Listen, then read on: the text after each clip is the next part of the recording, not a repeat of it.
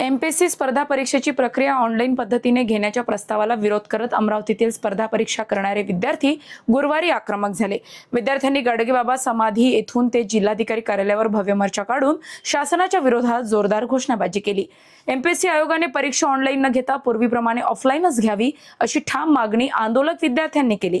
Online परीक्षेमुळे पारदर्शकतेबाबत प्रश्न निर्माण होण्याची शक्यता असून ग्रामीण भागातील विद्यार्थ्यांनाही त्याचा फटका बसू शकतो असे विद्यार्थ्यांचे म्हणणे आहे। यावेळी विद्यार्थ्यांनी आतापर्यंत ज्या पारदर्शक आणि विश्वासार्ह ऑफलाईन पद्धतीने परीक्षा घेण्यात आल्या त्याच पद्धतीने पुढेही परीक्षा घ्याव्यात अशी मागणी निवेदनाद्वारे शासनाकडे केली।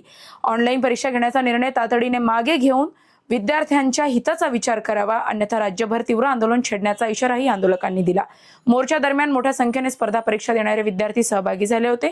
जिल्हाधिकारी कार्यालयात प्रशासनाला मागण्यांचे निवेदन अशाच महत्त्वपूर्ण बातम्यांच्या अपडेटसाठी अजिंक्य भारत न्यूजच्या पेजला फॉलो करा आणि सबस्क्राइब करा। Thank you for watching.